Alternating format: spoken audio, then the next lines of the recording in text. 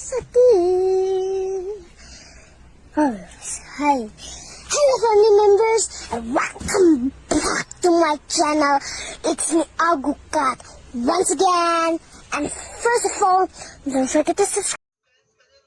Hello बच्चों, स्वागत है आप सभी का आज के इस प्यारे से वीडियो में, जिसमें आप सब जानने वाले हैं कक्षा 10 के रसायन विज्ञान के दूसरे चैप्टर के बारे में, जिसका नाम है अम्ल क्षारक एवं लवण। जैसा कि बच्चों जानते हैं, एसिड बेस एंड साल्ट आज हमारा चैप्टर है और इसमें हम पढ़ने वाले हैं अम्ल किसे कहते हैं। बच्चों, इसके लिए मुख्य 3 सिद्धांत दिया गया है, जिसमें से पहला सिद्धांत हमारा जो है वो है अर्हीनियस थ्योरी को लेकर के। इन्होंने क्या कहा था कि कोई भी पदार्थ अगर जलीय विलयन में H प्लस आयन देता है तो उसे हम अम्ल कहते हैं। अगर कोई भी पदार्थ जलीय विलयन में H प्लस आयन देता है तो उसे अम्ल कहते हैं। बच्चों, इतना आपको क्लियर हुआ होगा। उसके बाद इसी के बाद तुरंत उन्होंने कहा था कि अगर इनके लक्षणों में देखा जाएगा तो जो स्वाद में खट्टे होते हैं उन्हें अम्ल कहते हैं, या फिर नीले लिटमस को जो लाल कर देते हैं उन्हें अम्ल कहते हैं, या फिर जिनका पीएच 7 से कम होता है। ठीक है बच्चों, इसके बाद अब में आप सब देख रहे होंगे कि ब्रांस्टेड थ्योरी और लेवरी थ्योरी दिया गया था, जिसमें इसे प्रोटानिक थ्योरी भी कहा जाता है। कहने का मतलब जो H प्लस आयन देते हैं वो सब अम्ल होते हैं, है ना। जो ग्रहण करते हैं वे क्षार होते हैं। चलो, इतना आपको समझ में आया होगा। इसके बाद भी चलते हैं थोड़ा सा। स्ट्रॉन्ग एसिड मतलब प्रबल अम्ल किसे कहते हैं। बच्चों, याद रखना है जलीय विलयन में जल्दी से मतलब तेजी से आयनित हो जाने वाले जो पदार्थ होते हैं उन्हें हम प्रबल अम्ल कहते हैं। इसके अंतर्गत हमारे आते हैं जैसे हाइड्रोक्लोरिक अम्ल हो गया, और भी हम थोड़ा सा देखते हैं इसको।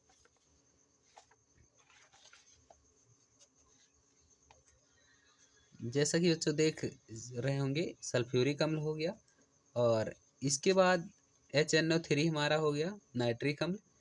किसी अम्ल की क्षारकता उसकी विस्थापनीय H प्लस संख्या के बराबर होता है। बच्चों, यहाँ जो गोले में लिखा हुआ ये बहुत इंपॉर्टेंट है, इसको आप सब नोट्स में बना लीजिएगा। फिर हम आते हैं वीक एसिड। बच्चों, वीक एसिड किसे कहते हैं। हमेशा याद रखना बच्चों, प्रबल अम्ल की अपेक्षा कम तेजी से ये आयनित होते हैं, इसे हम दुर्बल मतलब अम्ल कहते हैं। इसमें CH3COOH आता है, जिसे एस्टिक अम्ल कहते हैं। बच्चों, CHCOOH लाल चींटियों में पाया जाता है, जिसे फार्मिक एसिड कहते हैं। H3PO4 बच्चों, और C3H6O3 लैक्टिक अम्ल जो दही में पाया जाता है। ऑक्जेलिक अम्ल C2H2O4 ये O4 है बच्चों, ऑक्जेलिक अम्ल जो टमाटर में पाया जाता है। इतना आपको क्लियर हो गया होगा बच्चों। हम आते हैं सीधे अब तन अम्ल में। तन अम्ल किसे कहते हैं। अम्ल की मात्रा कम होती है परंतु जल की मात्रा अधिक होती है। वह सभी पदार्थ जिसमें अम्ल की मात्रा अधिक तथा जल की मात्रा अम्ल की मात्रा कम होती है, जल की मात्रा अधिक होती है, उन्हें हम तन अम्ल कहते हैं। बच्चों, सांद्र अम्ल इसी प्रकार से हम देख लेते हैं। अम्ल की मात्रा अधिक जल की मात्रा कम हो तो उन्हें सांद्र अम्ल कहते हैं। अम्लों को अगर देखा जाए बच्चों, HCl अगर इन्हें आयनित करें H प्लस तो Cl माइनस में, HNO3 में H प्लस NO3 माइनस में, H2SO4 में 2H plus SO4 minus minus में, H3PO4 में बच्चों 3H प्लस प्लस। देखो यहाँ पर 3 है इसलिए 3 माइनस है। इतना आपको क्लियर हो गया होगा बच्चों, हमें लगता है। तो बच्चों, अब हम सब पढ़ने वाले हैं क्षार या क्षारक किसे कहते हैं। बच्चों, चलो इसको याद रख। अर्हेनियस के अनुसार अगर देखा जाए बच्चों, तो जलीय विलयन में जो OH माइनस आयन देते हैं उन्हें हम क्या कहते हैं, मतलब क्षारक कहते हैं। बच्चों, इतना क्लियर हो गया होगा आपको। लिखा OH donate in aqueous solution, मतलब कि जो जलीय विलयन में OH माइनस आयन देते हैं, कैरेक्टर क्या है, स्वाद में कड़वे होते हैं, बिटर होते हैं, लाल लिटमस को नीला कर देते हैं। बच्चों, इतना क्लियर हो गया होगा। ठीक है। और स्ट्रॉन्ग मतलब बेस किसे कहते हैं, जिसे प्रबल क्षार हिंदी में कहते हैं। NaOH KOH ये सब आपके प्रबल क्षार हैं। बच्चों, वह क्षार जो जलीय विलयन में आयनित होकर अधिक संख्या में OH माइनस आयन देते हैं। जो ज़्यादा संख्या में OH माइनस आयन देते हैं सब लोग प्रबल क्षार कहलाते हैं। बच्चों, दुर्बल क्षार क्या है, जो जलीय विलयन में कम संख्या में OH माइनस आयन देते हैं। NH4OH COH का होल ट्वाइस ये सब हैं। बच्चों, ये बेस है, मतलब जिसे हम कह सकते हैं दुर्बल क्षार। तनु क्षार किसे कहते हैं, जिसमें क्षार की मात्रा कम तथा जल की मात्रा अधिक हो। बच्चों, सांद्र क्षार किसे कहते हैं, जिसमें क्षार की मात्रा अधिक और जल की मात्रा कम होता है। बच्चों, अगर हम इसको क्षार को आयनित करें तो NaOH अगर हमारा क्षार है तो Na प्लस और OH माइनस में टूट जाता है। बच्चों, CaOH का होल ट्वाइस है बच्चों, Ca डबल प्लस और 2OH माइनस। ऐसे बच्चों इसको आप कर सकते हैं। MgOH को ऐसे आयनित करेंगे। ठीक, अल्मोनियम पर 3, फिर इस पे 3OH माइनस हो जाएगा। इतना आपको समझ में आया होगा बच्चों। ब्रांचटेड थ्योरी क्या है? हाइड्रोजन आयन देने वाले जो होंगे वो सब अम्ल होंगे, ठीक है बच्चों, और जो H+ आयन ग्रहण करने वाले होंगे वो सब क्षार होंगे। इतना क्लियर हो गया होगा। इन्होंने कहा था संयुग्मी अम्ल, ये कॉन्जुगेट एसिड लिखा है ना, संयुग्मी अम्ल वो होता है जिसमें से एक हाइड्रोजन निकलने पर वो संयुग्मी क्षार बना ले, ठीक है बच्चों। इतना आपको क्लियर हो गया होगा। जैसे H2SO4 है, अगर इसमें से एक हाइड्रोजन आयन निकाल लेते हैं जिसे प्रोटॉन कहते हैं बच्चों, ये थोड़ा सा ऊपर कर लें, दिखाई दे आपको। ये H2SO4 है, अगर इसमें से एक हाइड्रोजन निकाल लेते हैं तो HSO4 बनता है, जिसे कॉन्जुगेट बेस कहते हैं बच्चों। याद रखना, संयुग्मी क्षार कहते हैं इसे, संयुग्मी क्षार, इसे संयुग्मी अम्ल। ये संयुग्मी अम्ल है बच्चों, ये HSO4 नहीं है, ये H+SO4 है, ये ऊपर। इतना क्लियर हो गया होगा आपको। बाकी थोड़ा सा आगे बच्चों, कॉन्जुगेट एसिड और कॉन्जुगेट बेस के कई उदाहरण लिखे हैं, इसको आप नोट कर लेना। देखो बच्चों, NH3 देखो, NH3 और HCl का अगर क्रिया करवाया जाएगा तो H+ Cl- में टूट जाएगा बच्चों। अब H+ ये लेकर NH4 बना लेगा प्लस में और Cl- में। तो जो हाइड्रोजन प्लस आयन देता है वो सब कॉन्जुगेट एसिड होता है, जो लेता है कॉन्जुगेट बेस होता है। क्लियर हो गया होगा आपको बच्चों। लुईस एसिड और लुईस बेस थ्योरी क्या है बच्चों? लुईस एसिड किसे कहते हैं? जो लोन पेयर इलेक्ट्रॉन लेता है लुईस एसिड, जो लोन पेयर इलेक्ट्रॉन देता है वो हो गया लुईस बेस। इतना क्लियर। NH3BF3 का एक प्यारा सा एग्जांपल है इसमें, ये जो मतलब लेता है, मतलब BF3 ये एसिड, ये बाकी बेस। इतना क्लियर हो गया होगा। इसका स्ट्रक्चर कुछ इस प्रकार से बनता है, हमें लगता है इतना क्लियर हो गया होगा बच्चों। इसके आगे सो बच्चों, हम सब लवण पढ़ने वाले हैं, जिसे साल्ट कहते हैं। जब अम्ल तथा क्षार से क्रिया कराते हैं तो बनने वाला जो पदार्थ होता है उसे हम लवण कहते हैं, ठीक है बच्चों। H2SO4 मतलब सल्फ्यूरिक अम्ल पोटेशियम हाइड्रोक्साइड के साथ क्रिया करके K2SO4 बनाता है, और 2H2 मतलब 2 जल बना देते हैं। तो बच्चों, ये जो हमारा पदार्थ है ये लवण कहलाएगा। इतना क्लियर हो गया आपको। फिर इसी प्रकार से बच्चों, HCl और KOH का अगर क्रिया कराएं तो हमारा KCl प्राप्त होता है और H2O प्राप्त होता है, जिसे हम लवण कहते हैं, ठीक है बच्चों। NaCl KOH का कराएंगे, NaCl प्राप्त, sorry oh my God, NaCl और KOH। तो बच्चों यहाँ पर हमको बनाना था KOH, लेकिन कोई बात नहीं है, KOH बनाना था, KOH ठीक है, KCl बनाना था और NaOH बनाना था, कोई दिक्कत नहीं है। तो वो भी ऐसे है, मतलब ये थोड़ा सा मिस्टेक है, इसको देख लीजिएगा, आप सब सही कर लेंगे। उसके बाद बच्चों हम सब आ जाते हैं टाइप्स ऑफ साल्ट पर, मतलब हम लवण के प्रकार किसे कहते हैं। याद रखना बच्चों, वह सभी लवण जो प्रबल अम्ल तथा प्रबल क्षार से बने होते हैं उसे उन्हें सामान्य लवण कहते हैं, जैसे NaCl, KCl, CaCl2, ठीक है, और MgCl2, MgSO4, ये सब जो है बच्चों, ये सब हैं लवण, ठीक है। इतना क्लियर हो गया होगा। देखो बच्चों, फिर हम सब जानेंगे कि देखो, लवण का हाइड्रोलिसिस नहीं होता है क्योंकि साल्ट का कोई भी आयन जल से क्रिया नहीं करता है। समझ में आया इतना। उसके बाद दुर्बल अम्ल प्लस दुर्बल क्षार से बने लवण, ये यही सब एग्जाम्पल है बच्चों। Na3PO4, K3PO4, NaNO3, COO, NaCH3, इतना ये सब क्लियर हो गया। सामान्य लवण के एग्जाम्पल यहाँ भी कुछ लिखे हुए हैं बच्चों, ठीक है। कैसे इलेक्ट्रॉन को बैलेंस करते हैं ये देख लेंगे। अगर Na3PO4 3H2O से क्रिया कराएं तो NaOH बनता है बच्चों, H3PO4।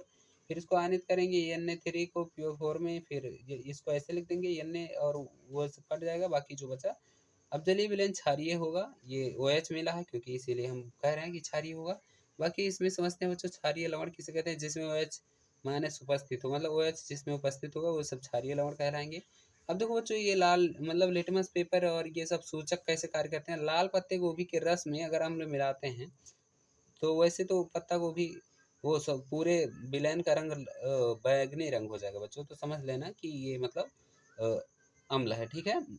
अब लाल पत्ते की गोभी के रस में अगर हम क्षार मिलाएं तो वो हरा पूरा रंग हो जाएगा, जिसे हम समझ जाएंगे कि ये कैसे कार्य कर रहा है। इतना समझ। इसी के आगे क्रम में देखते हुए बच्चों, हम सब पेपर के बहुत ही इंपॉर्टेंट टॉपिक पर हैं, जिसे हम सूचक कहते हैं। सूचक बच्चों पेपर में कई बार पूछा गया है, तो इस सूचक को पढ़ना जरूरी है। किसी विलयन में अम्ल या क्षार की उपस्थिति को ज्ञात करने के लिए सूचक का प्रयोग करते हैं, जिसे हम याद रखना बच्चों, रंग या गंध में अम्ल या क्षार को मतलब चाहे रंग परिवर्तन से या गंध के परिवर्तन से हम ये जान सकते हैं कि अम्ल है या क्षार है, ठीक है बच्चों। इतना क्लियर हो गया। सूचक के प्रकार, प्राकृतिक सूचक हुए सूचक, जो प्रकृति से हमें प्राप्त होते हैं बच्चों, समझ लो है ना, प्राकृतिक चीज़ें, लिटमस, हल्दी, चाइना रोज, लौंग, लाल गोभी आदि। ठीक है बच्चों। कृत्रिम संश्लेषित या मानव निर्मित सूचक, ऐसा सूचक जो रसायन पदार्थों द्वारा प्रयोगशाला में बनाया जाता है, जिसे जो मनुष्य के द्वारा बनाया जाता है, वो सब कृत्रिम सूचक हो गया बच्चों। दो मेथिल ऑरेंज एक एग्जाम्पल है, और फिनाफ्थलीन है।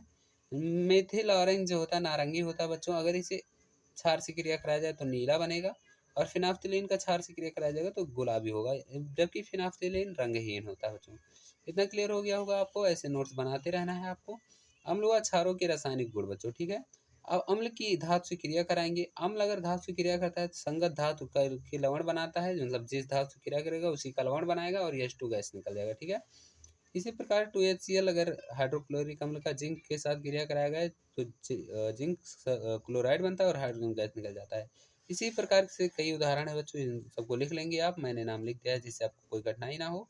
और यहाँ पर ये थोड़ा सा अच्छा है, टेक्स्ट ट्यूब लगाया गया है और फिर इसमें जिंक के कई बेलेन डाले गए हैं, और जब इसमें से हाइड्रोजन गैस निकलता है दूसरी जगह बुलबुला और ऊपर मोमबत्ती लगाई जाती है, तो यहाँ से पॉप साउंड आवाज आता है, मतलब समझ में आ गया होगा आपको। फिर हम दूसरे पढ़ते हैं, धातु कार्बोनेट के साथ अम्ल की अभिक्रिया बच्चों। धातु कार्बोनेट के साथ जब अम्ल की अभिक्रिया कराई जाएगी तो लवण तथा कार्बन डाइऑक्साइड और जल बनेगा। कैल्शियम कार्बोनेट और दो हाइड्रोक्लोरिक अम्ल CaCl2 और कार्बन डाइऑक्साइड और जल बनाते हैं। इतना क्लियर हो गया होगा बच्चों, नोट्स कर लीजिए और फिर हमसे चलते हैं आगे। अब हम सब पढ़ने वाले हैं बच्चों धातु हाइड्रोजन कार्बोनेट से अम्ल की अभिक्रिया। अगर धातु बाइकार्बोनेट मतलब हाइड्रोजन कार्बोनेट की क्रिया अम्ल से करवाते हैं तो लवण कार्बन डाइऑक्साइड और जल बनेगा बच्चों। एग्जाम्पल में NaCO3 का क्रिया 2HCl से कराया जाएगा बच्चों, तो NaCl CO2 और ये जल बनेगा बच्चों। इतना क्लियर हो गया होगा। इसी प्रकार अगर हम धातु ऑक्साइड का मतलब अगला हम पढ़ते हैं, क्षारीय प्रकृति के अम्लों के साथ क्रिया कराएं तो क्षार धातु ऑक्साइड के साथ क्रिया करेगा तब भी जल और लवण बनाएगा। इस प्रकार से आप रिएक्शन को लिख सकते हैं बच्चों। अगर ना समझ में आए तो आप कमेंट कर सकते हैं। COHCl का क्रिया कराया गया, CuCl2 बन गया और H2O बन गया बच्चों, बस यही है और कुछ नहीं है। इतना क्लियर हो गया होगा। इसमें भी कुछ नहीं है बच्चों, कैल्शियम क्लोराइड के साथ बन गया है, H2O बन गया, ये क्लियर हो गया आपको। उदासीनीकरण अभिक्रिया, ये पेपर के लिए वेरी वेरी इंपॉर्टेंट है बच्चों, टिक लगा लो, ये बहुत ज़्यादा इंपॉर्टेंट है, ये इंपॉर्टेंट है बहुत ज़्यादा, ठीक है। तो ये क्या, अम्ल और क्षार आपस में क्रिया करके लवण तथा जल बनाते हैं, मतलब इसी अभिक्रिया को उदासीनीकरण अभिक्रिया कहते हैं। इतना आपको क्लियर हो गया है। NaOH अगर HCl से क्रिया करेगा, NaCl और जल बनाएगा, ये तो आपको पहले से क्लियर था बच्चों। उसके बाद फिर हम क्षार धातु का क्षार के साथ अभिक्रिया करेंगे। क्षार के साथ अगर धातु अभिक्रिया करता है लवण और जल बनाता है बच्चों। इतना क्लियर हो गया होगा। NaOH और जिंक से क्रिया करके, ठीक है। अब ये सोडियम जिंकेट बनाएगा और हाइड्रोजन गैस निकल जाएगा बच्चों। इतना क्लियर हो गया है। नोट्स को कंप्लीट कर लीजिएगा आप सब। देखिए बच्चों, धातु ऑक्साइड से अगर क्रिया करता है तो ये क्या होगा, ये NaOH और कार्बन डाइऑक्साइड, यहाँ पर धावन सोडा बन जाएगा और हाइड्रोजन गैस। हमें लगता है ये वीडियो आपको अच्छा लग रहा होगा, तो लाइक करके और चैनल को सब्सक्राइब कर देना, क्योंकि नोट्स बनाने में बहुत ज़्यादा मेहनत लगता है। बहुत ही अच्छा लगा बच्चों, क्योंकि रासायनिक अभिक्रिया को याद करने के लिए हम माइंड मैप तैयार किए हैं आपको। ये सभी बच्चों को class 9th 10th 11th 12th और क्लास 6-7 ईयर्स को भी जानना चाहिए। तो चलो हम ट्रिक के माध्यम से आपको समझाते हैं बच्चों। देखो यहाँ पर अम्ल की अभिक्रिया अगर हमें पढ़ना हुआ, अगर धातु से हम कराते हैं बच्चों, ठीक है। अम्ल की अभिक्रिया अगर हम धातु से कराते हैं लवण और हाइड्रोजन गैस मिलेगा, क्लियर। अम्ल की अभिक्रिया अगर धातु ऑक्साइड से कराते हैं तो लवण तथा जल बनता है, ये भी क्लियर हो गया होगा। अम्ल की अभिक्रिया अगर क्षार से कराते हैं लवण तथा जल मिलता है, ये भी क्लियर हो गया होगा। उदासीनीकरण अभिक्रिया इसी को कहते हैं, ठीक है बच्चों। अम्ल की अभिक्रिया अगर धातु कार्बोनेट के साथ कराएंगे तो लवण और कार्बन डाइऑक्साइड जल मिलेगा। अम्ल की अभिक्रिया अगर धातु हाइड्रोजन और कार्बोनेट से कराएंगे बच्चों तो लवण कार्बन डाइऑक्साइड और जल मिलेगा। इतना आपको क्लियर हो गया होगा। ये ट्रिक है बच्चों याद करने के लिए, ठीक है। बाकी इसके आगे हम सब पढ़ते हैं क्षार के लिए माइंड मैप, ठीक है। क्षार के लिए भी भाई पढ़ ले रहे हैं और इसको आप कंप्लीट तैयार कर लीजिएगा, जिससे आपको पेपर में कोई प्रॉब्लम ना हो।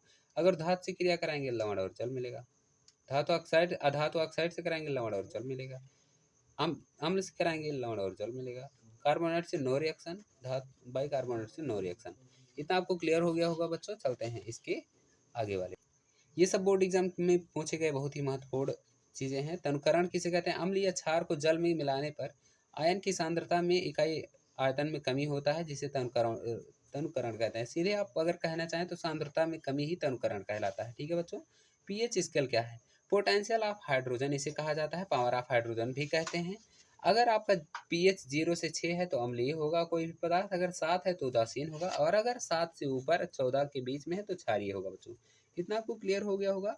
अब पीएच स्केल किसे कहते हैं, उसकी परिभाषा क्या है, बोर्ड एग्जाम में लिखेंगे कैसे, तो याद रखना है बच्चों, पीएच स्केल एक माप है जो किसी पदार्थ की अम्लता या क्षारकता को प्रदर्शित करता है, पीएच स्केल कहलाता है। क्लियर है बच्चों। अगला है पीएच स्केल एक माप है जो किसी घोल में H+ आयन की सांद्रता को दर्शाता है तथा इसे -log H+ आयन की सांद्रता से लिखते हैं, पीएच स्केल कहलाते हैं। ठीक है बच्चों, ये भी क्लियर हो गया होगा। उसके बाद इसके लिए 3 फार्मूला है जिस पर हम क्वेश्चन लगाएंगे। पीएच बराबर -log H+ आयन की सांद्रता, पीओएच बराबर -log OH- आयन की सांद्रता, और पीएच और पीओएच को अगर जोड़ते हैं तो 14 के बराबर होता है। ये तीनों बहुत इंपॉर्टेंट है बच्चों, याद करके रखना, खूब मजेदार होने वाला है ये चैप्टर। और उसके बाद जानेंगे कि ऑप्शन में आता है पेपर में 1 नंबर में, सिरका 3 पीएच होता है, शराब का 2 दशमलव इतना, दूध का 6 दशमलव इतना, शुद्ध जल का 7, अम्लीय वर्षा जो होती है 5.6, चूना के पानी का होता है 12, टूथपेस्ट का होता है 9, जठर रस का पीएच होता है 1.2, नींबू का होता है 2.2, आंसू का होता है 7.4, मानव रक्त का होता है 7.4। इतना आपको क्लियर हुआ होगा बच्चों। हम सब समझेंगे दैनिक जीवन में पीएच का महत्व क्या है। जीवित प्राणी केवल संकीर्ण पीएच प्रास पे जीवित ही रह सकते हैं, कहने का मतलब सभी के शरीर में अम्लता की मात्रा जरूरी होती है नहीं, एक एसिडिटी की प्रॉब्लम हो जाएगी बच्चों। वर्षा के जल का पीएच इतने से कम हो जाता है तो इसे अम्लीय वर्षा भी कहते हैं बच्चों।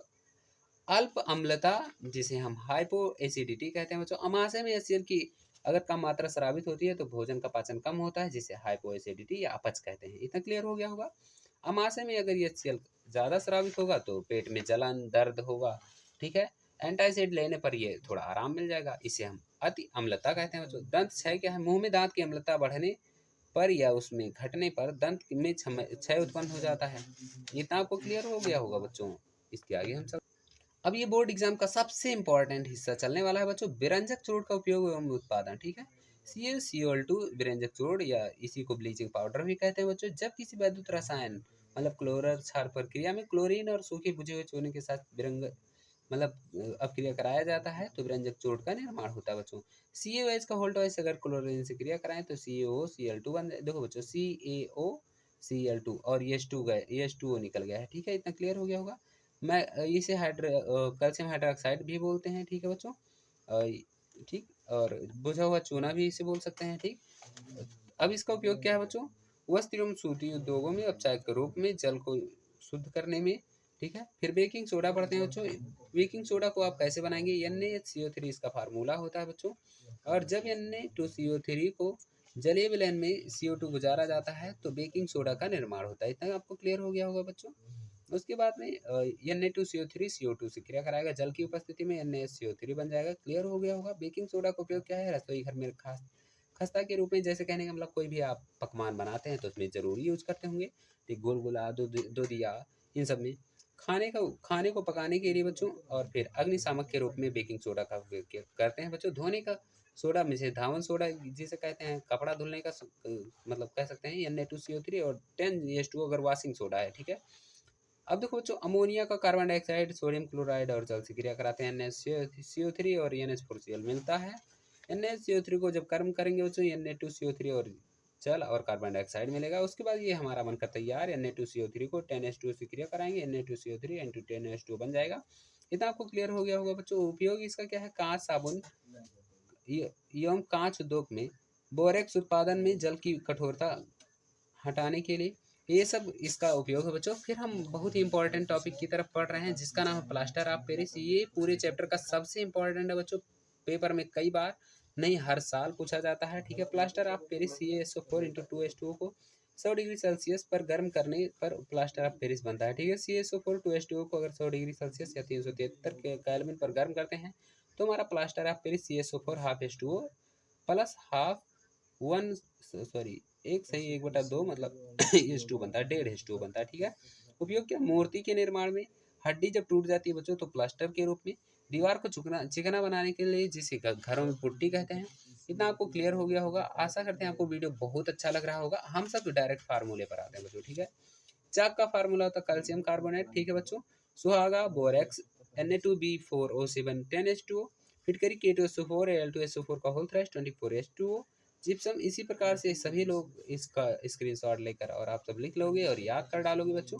ये आपका पूरा चैप्टर का नोट्स कंप्लीट हो गया है। आप सब नोट्स बना लीजिए, चैनल को सब्सक्राइब कर देना बच्चों क्योंकि बहुत ज़्यादा मेहनत लगता है नोट्स बनाने में। सो थैंक यू सो मच बच्चों, इतना ज़्यादा प्यार देने के लिए और इतना ज़्यादा स्नेह देने के लिए। बाकी वीडियो में पूरा बने रहे इसके लिए दिल की गहराई से बहुत बहुत धन्यवाद। विक्रम सर का साथ हमेशा आपके साथ है। हम अगली वीडियो को लेकर जल्द ही चल रहे हैं, तो दोस्तों में शेयर कर दो बच्चों, क्योंकि ये बहुत ही इंपॉर्टेंट होने वाला है। So thank you so much, bye bye, take care.